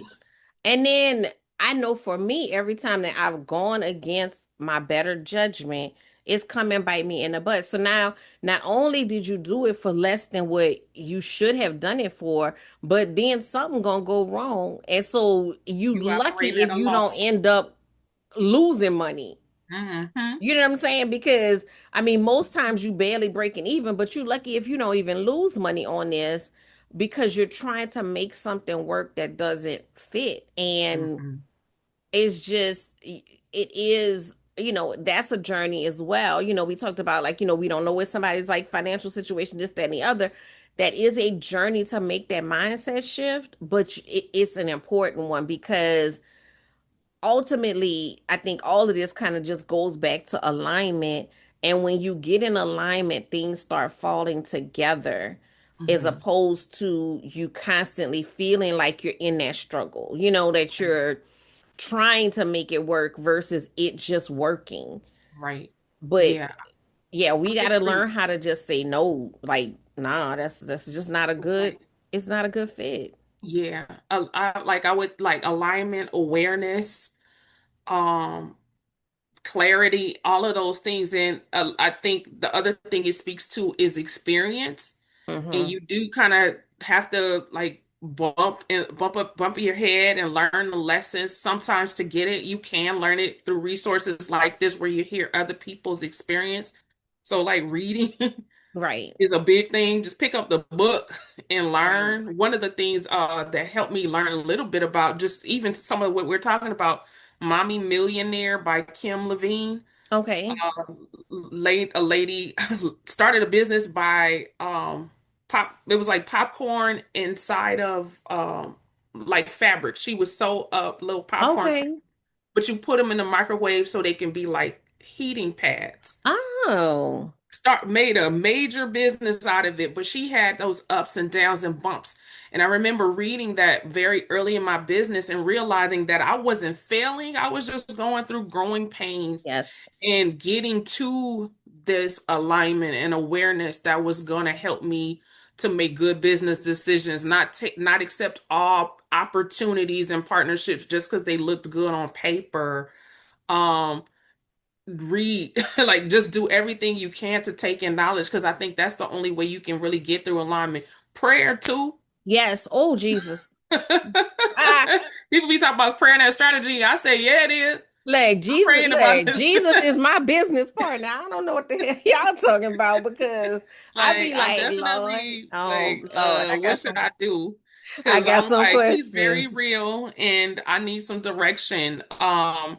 And so just do all of the things to get to a place where you are a person of integrity. Mm-hmm. Um, you are in alignment with people who operate in that same way because you mentioned like kind of just being attracted. It's like if you're a certain way, you will tend to attract and repel people who are not, which is great. Like just Yes, repel them. no, because it just happens on its own. Like, and Yeah. you just minding your own business and you like la la la la la. And it really does like people. I know the more that I know about myself and learn about myself and my business, the less, like you talked before about all those leads, you could get all those leads, but they're not a fit, right? The Hmm. less I get of that. Like I very rarely get somebody where I'm just like, oh, no. Like, no, we're not a go. And that doesn't happen often. I usually attract people who are a good fit for my business, but like you said, that takes that bumps on the head, that takes trial and error, that takes, you know, even once you know who that ideal client is, you constantly learning them more and more and more and tweaking more. So it is a process. Like nobody woke up with a perfect business and just came out the gate like that. Like, I know social media makes people feel that way, but nobody woke up with a perfect business. Hmm. Nobody. Even the Um, very successful ones, they don't have it. They just take really good photos. Really Right, good right. photos. Well, I mean, social media is highlight reels. Nobody is you like you're not sitting there in the middle of your breakdown, like jumping on social Oh, media. You putting out fires and you trying to make it to the next day. So right, right, right, right. those things don't make it to social media, and that's why I feel like these conversations are so important. So you get to see the realness of entrepreneurs and like these are people who have successful businesses, but they still real human being people who are Hmm. like going through all of the emotions and, like you mentioned earlier, the people that you look up to, they going through it too. Like, Yeah, in some way. Yeah, in some that's what way. I've learned as a coach and just as a person that people randomly like to share all their deepest, darkest secrets with. Um, I meet people at all different levels of their lives. And when you like I've shared this story before. I was in a program and how they pair you off in groups or whatever. And I got paired off with someone who is, like top of the events industry here. And she been in the industry since before I was born. Mm-hmm. Okay. And we were talking, and we had a few questions that we had to answer. And it was like literally like the March of the pandemic starting. So like, it was the conversation was about pivot and all of this stuff. So we had a couple of questions we were supposed to answer while we were in the breakout room, and she went first. And she said everything that I was thinking. Mm, And I'm like, this is somebody who's been in the industry over 40 something years. mhm. And she has the same thoughts, concerns, doubts, anxieties that I have, with, barely a decade, like, so understand that we all figuring it out. Yeah. That's a true statement. It made me think about, I want to say it's Psalms 146. Do not put your trust in nobles to whom no salvation belongs. Sometimes we put people Mm-hmm. way up here, but they're human. And it's not human is not a bad thing. Human is Right, not a bad thing. Being older or more experienced or having success is not a bad thing. It's just, I think, just kind of not maybe positioning them in a way that we think they're so much better than right, us. right, And it also, by thinking that way, it also makes your own success more tangible because you say, oh, they're human just like me. If they can right. do it, If they can I do it, can I can too. do it. Yeah, so it's like don't put your trust in nobles. Not that the scripture is more or less kind of talking about, I would say, a different context, but basically do not deify people. Right, They are just like just like you and me. They just happen to hit on a good product at a good time. Maybe the market was like, a certain way. Like right now, the market is failing in so many different areas. right, right, So even right, some of the good businesses are falling. So they hit on a good thing at a good time. Their business strategy worked for that time. And so your time may be coming. You might right, hit on your thing and stuff, but they've gone through similar challenges, have, like you said, have the same concerns, been in the industry over, X amount of years, but just like you and me, but it also makes it accessible. That makes right, success accessible right. for us.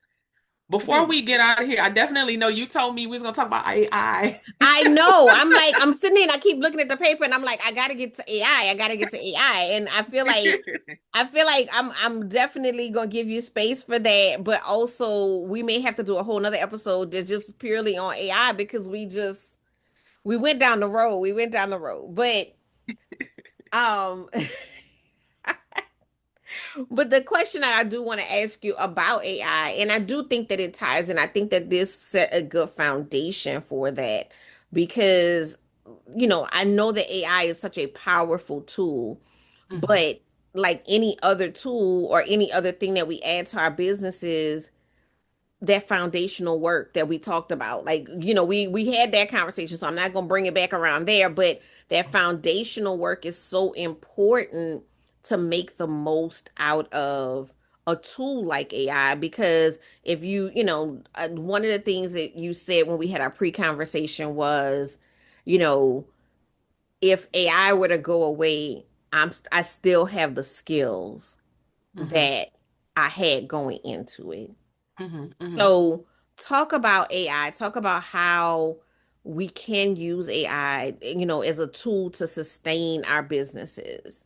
Yeah. Right now, I mean, I just watched Google Marketing live broadcast. I think it was like about 2 days ago. AI right now is every touches every phase of marketing today, in business in general. So I could just say number one is expediting work. We already know that you can type a prompt into Asana or something and like get your whole project laid out. So most of our business tools are moving towards an AI first like model. That's what they're putting as like the reason for you to buy is Zapier, and Anthropic and or Claude. doing MCPs and this agentic thing. So, kind of the difference between AI is, or generative AI is, like, you think about generative AI is like the AI videos, the AI text, AI blog posts. Agentic is like, actually, I'm doing stuff on your computer for you. Right. You know what I mean? So we're moving in that phase, and it's happened very quickly where you've gone from generating images to actually there is a thing that is actually doing work in your behalf. And so I say, think number one, for small under-resourced businesses, AI has the potential to become a workforce for us, and replicate and multiply what we are able to produce and put out into the world. It will save us time. It will help us. It'll simplify and streamline our workflows. So for me as a marketer, uh, it might take me 20 hours to research something and even find the right article that I want to research and then write it. Well, now with Gemini, I want to say Gemini Pro or something like 2.5, deep research. In 10 minutes, I have a fully researched Hmm. document. I can read through that and then write my paper. So it streamlines the actual work that we need to be doing. But then with something with MCP, which I still haven't fully wrapped my head around, an agentic, it is taking maybe your OpenAI or your Claude and saying, essentially, do much more with it that is more like a human. Essentially, like, I am Okay. doing work for you now. I am doing data analysis, and I'm pulling, and rather than you going and downloading this report and parsing the data and then uploading this report to do that, agentic AI is able to extract and parse and do the work for you, so that very quickly, I do believe jobs will be lost. I do. Oh, I okay. Look, absolutely do believe that's okay. going Oh, to happen. look, you know the Like, people scared out there in them streets. I'm just saying it. I'm saying that in the sense of, it is scary, but it's also promising for a business like us. We may not have the budget to hire a team, but we have the budget to hire agentic tools and generative AI tools. And so for that, I am excited about. The other possibilities, not so much. Yeah, Not so much. but we've seen that over time, like Right. over history, we've seen Yeah. Yeah. technological advances and how they have affected the job market. Yeah. And you know, I kind of, again, we talking about, earlier we talked about like the honesty, right? Hmm. I feel like, I've always felt it was kind of disingenuous when people are like, "Oh no, it's not gonna," and I'm like, It is.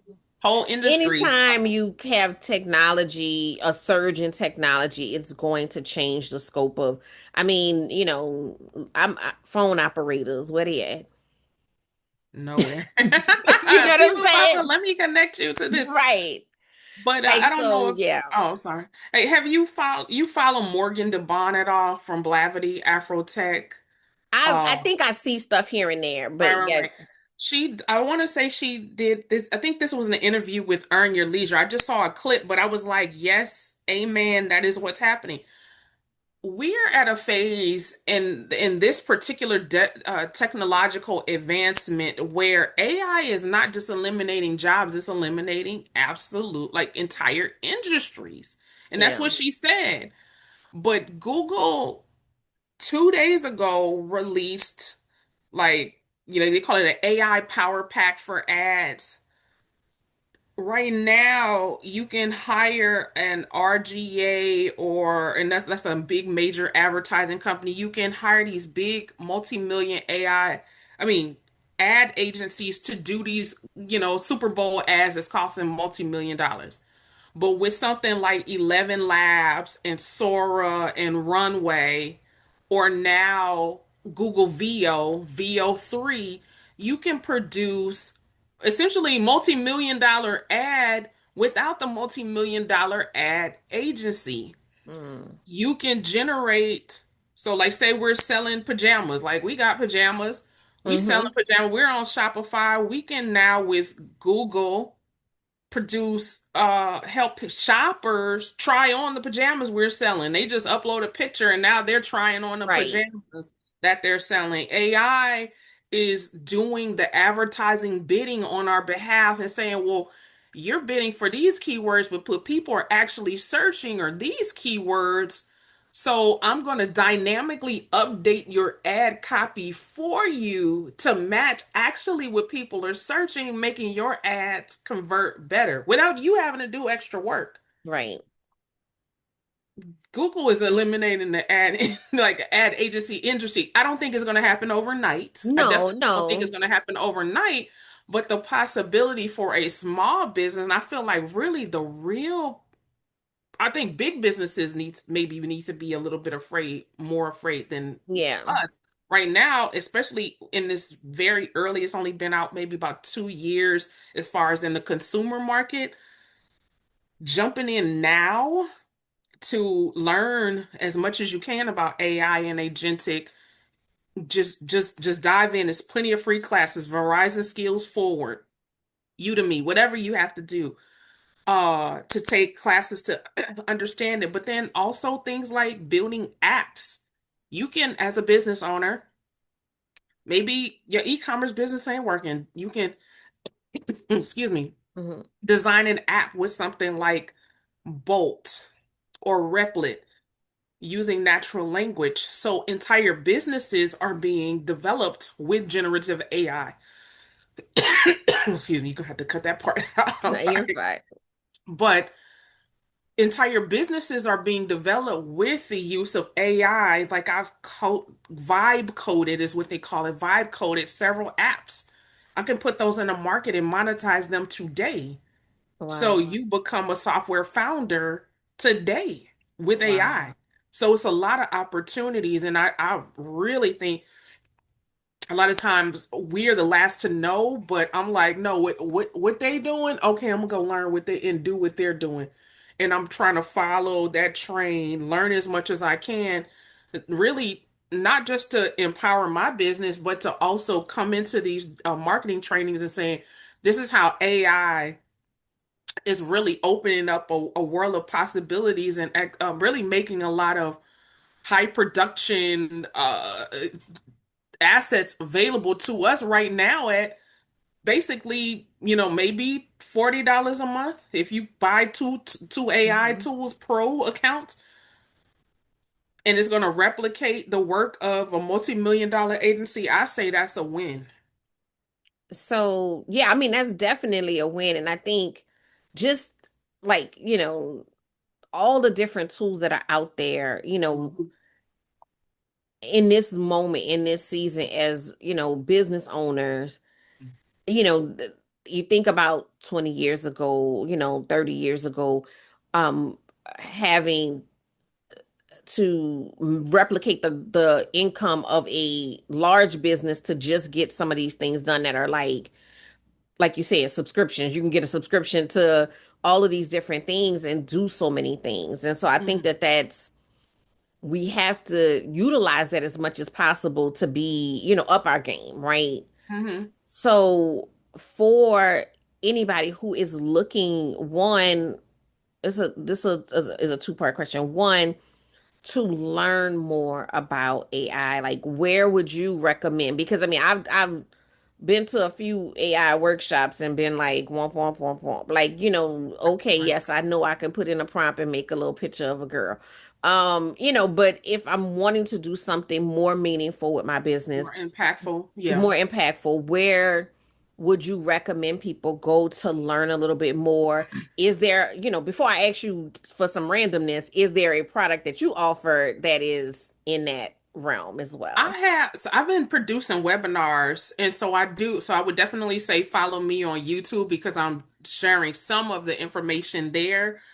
And then on the workshops that I do with Louisiana Chamber of Commerce. So that's one resource for you. But for just the larger, like just understanding how AI can impact your business operations and be used in your day to day, most of us have Microsoft, subscriptions, Microsoft 365. Microsoft produces a series of AI webinars on how to use Copilot in PowerPoint and how to use Copilot in Word. And that thing is powerful. I really like Copilot within my Microsoft apps. However, am more of a fan of Gemini and what it's doing within Google products in the seamless way that they've integrated it across their entire product suite to where, as a marketer who deals with a lot of data, I am able to, if I have a Google sheet, or look at a Google Analytics dashboard, I can immediately pull insights right within the sidebar. To me, that's really powerful. So I would say any of the Google career certifications, they are all have AI lesson plans. So if you're learning Google like analytics or marketing, or you're learning anything related to online business through their career certification, you are going to learn how, like, real use cases of how to use AI in that. So I've gone through several of those, but follow the makers of the software. So Hmm. you don't have to necessarily go to Boo Boo who doing the course that's going to give you low level information. Follow OpenAI, follow Microsoft and what they're doing, and follow Google because they have a like channels that are designed to help you really to onboard and integrate AI into your everyday life. And to me, those have been my best resources for learning how to do it in a way that's really going to affect my bottom line. Awesome, awesome. Yes, I'm all into Gemini. I guess because I'm a Google girl, so I'm all Gemini is off the I, chain. like I'm all into Gemini. I'm like, look, girl, today we about to today Gemini we about to is, do this, and I'm like, okay, all right, you feel me, you understand me. yeah. And I Oh, know you play with Notebook, girl. I lost my mind with Notebook. LM girl. hmm. So it's like Gemini. I have not, even though I maintain my ChatGPT and I use it regularly, I am primarily spending time with Gemini because of how well it's integrated into the product. So I would say just go to Google's YouTube. They have a ton of information to help you really learn how to get them both out of that. Okay, I love that, and I've shared, also like, it's similar vein, not exactly the same thing, but most products have onboarding calls like that you can get on.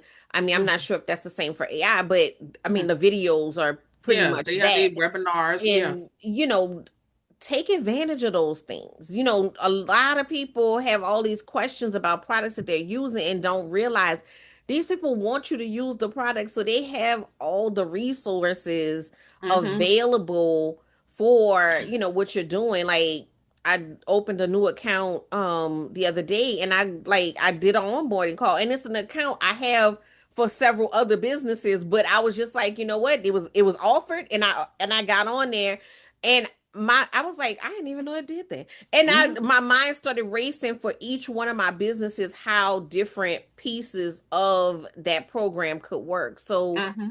you know, engross yourself in that education. It's free, it's It's free. free Yeah. education. So Yeah. get that Yeah. education. So Yeah. I know we've been talking a long time, but I do want to ask this question.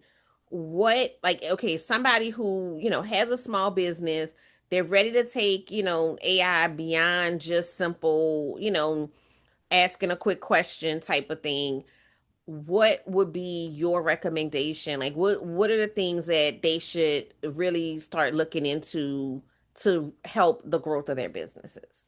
I would say one thing that they definitely need to do is really kind of educate their AI. It sounds crazy, but specifically with a model like ChatGPT that has memory, you can prime it, like, or teach it about your business. So I think number one, it needs to be specific to your business. So your website copy, your bios, your data that you feel comfortable sharing with it, because there are some privacy concerns, but share as much about your business that you can, so it, number one, like, understands, I have all of this knowledge, but how do I apply that knowledge to this business?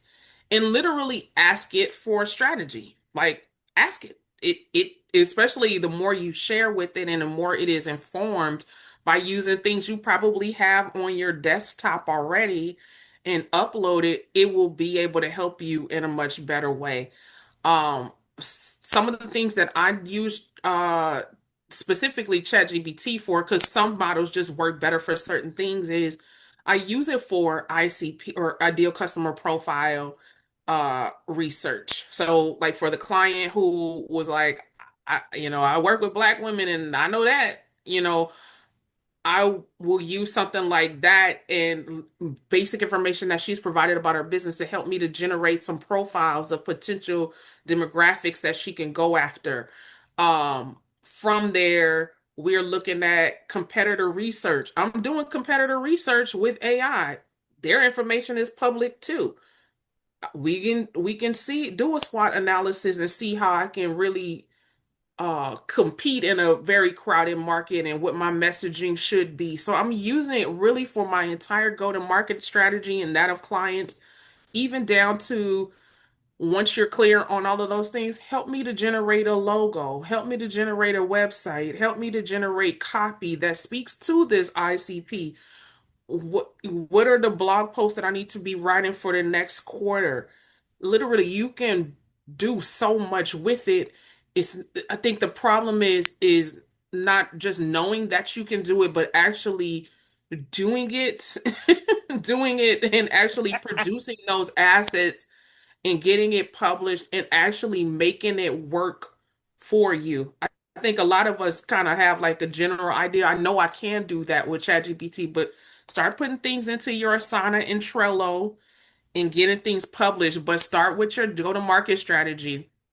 I do have a session that people can take advantage of. It's the 2020 Fire sessions, and you can get that at 2020fire.cadenceandflow.com, where I'm doing an annual plan to help you to build your annual strategy for your business. I'm using the conversations that we're having and using AI, helping build an annual plan that you can take and work from. And so do what you can on your own, but if you want to get like a solid annual plan with the use of AI, we could definitely do that session, but it's so much that you can do to really like take your business to the next level using the available tools on the market. All right. I'm gonna wrap up because we've been talking for a while. We probably gonna have to come back again and do just more in depth on the AI, but I do feel like the beginning part of the conversation was so useful to, even add to that end part of the conversation. And some of those questions that you may have had when we were talking in the beginning, and you were like, well, I don't even know, what I need or how I need, put those in as a prompt as well to get some information back so that you can get to that next step. So, start where you are Mhm. and continue to build using the tools available to you, but definitely get the education piece because it is unreal the amount of access that we have, right? Mhm. And we should not be limited to, oh, I'm not a techie girl, or I'm not this, or I'm not that. The information is out there with the understanding that everybody is not a techie person. Everybody doesn't fully understand um what's going on. That's the base level that they're coming from when they're Mhm. producing a lot of this content, is that assuming you don't understand, and they want you to be that's their onboarding process, right? They want you to be an avid user, so they're putting all the information out there to help you to be comfortable using the technology. Mhm. So I'm gonna do our wrap up questions because we've been talking, but we have so much to share. So the first question is, tell me about your favorite pair of pajamas. Look, these. Oh, first of all, I like them because they're warm and I'm always cold. So, and of course, I get the that. blue velour, I feel like sexy. I feel like No, it's giving regal. It's giving regal. I'm gonna tell you that. It's giving some regal vibes, you know. yeah, Yes. come on over, baby. And I'm just Right. like, Look. It's giving some vibes. I'm just saying. So I love that. I love that. I like it's not a gimmick. I really love pajamas. And like nobody to date, nobody has described a pair that I don't have or love, right? Um, my time freedom allows me to. oh goodness, take a nap. You better say it. Some people can't nap. Do you know that? I feel sorry for them. I I do live too. I'm for like, them. what Look, you? after this, I'm laying down. I'm like, what do you mean? I'm like, I went to a conference last week and I was like, after lunch, I was like, man, like, and it was, I mean, it wasn't the conference, it's just me. I'm like, man, I ain't taking no nap today. And I was up early this morning. I don't know if I'm gonna make it through the afternoon time. Yep. Like, I need a nap. Hmm. Okay, so what's the best advice you can give anyone seeking a profits in pajamas lifestyle? Mm. Say no. Say no a lot. Cannot do everything. You can't be everywhere. You have to make sacrifices and you will get you can really like start to take control of your life because I think sometimes you just feel like you have to be everything to everybody and so you're always on, but you don't have to do that, and your value and worth as a person is not only equated to like you working all the time. Hmm. So just like start saying no and going and laying down and taking naps. Like I went through like a terrible two phase. You know, like 2 year olds that can't say nothing but no. And somebody asked me a question and I said no too fast and too loud. And I was like, oh, calm down. Calm down. I'm like, calm down. But the question they asked me, I was like, oh, I mean, Oh no, inside I felt like baby. hell no. But I mean, I was just like, calm down. You ain't have to say it that loud. You ain't have to say it that loud. But your life changes when you start saying no. Like it opens up space for the things you want. Yeah, yeah, yeah. And one thing, and I heard somebody say that she couldn't do this, but I only take scheduled calls. You're not finna call me all the time. The only person who can really call me all the time is my sister or my mother. But I am not always on. I have very Mm-mm, rigid business times. If mm-mm. my client tells me like it's an emergency for them, it's not an emergency for me. That's your emergency because maybe you didn't plan. Right. So just having a lot more structure. I used to like be anti-structure. I want to live free. I think a more structured and regimented life has created so much freedom to really do what I really want to do. And Mm-hmm. so by saying no to non-essential things or, making other people's priorities and poor planning mine, like saying no, I can't make those mine. I've allowed myself the freedom to be able to every morning, if I want to go out and preach, I can. If I Right. want to, stay up late, I can. I want to take a nap every day at 1 o'clock, I can you know. But then also, if I feel like doing a 24-hour coding session or something like that, I can do You that can do too. that too, right? But I have the flexibility to really, at least to the extent that's possible, control my time. And I Yes. like that. Yes. I like to be able to have a lot more control over my time because otherwise I feel so anxious. So I like to really be structured and make things go. I feel like I almost plan for the serendipity because Right. I'm meticulous about other things. So where when they do fall, they just flow like No, I get that. I get that. I get that. Like I did a video once and it disturbed a lot of people. I said no is the best form of customer service. Mhm. Because when I say no when I'm supposed to, then I can be fully present when I need to. And so, yeah, I totally get that. Like as far as phone calls, people can't believe that I run an events business that I don't take phone calls. Like if you listen to my voicemail, it's going to direct you to my website. Like and there's a reason for that. Like if somebody fills out the form and they still want to have a phone call, then we can schedule a time. But one, my anxiety, Hmm.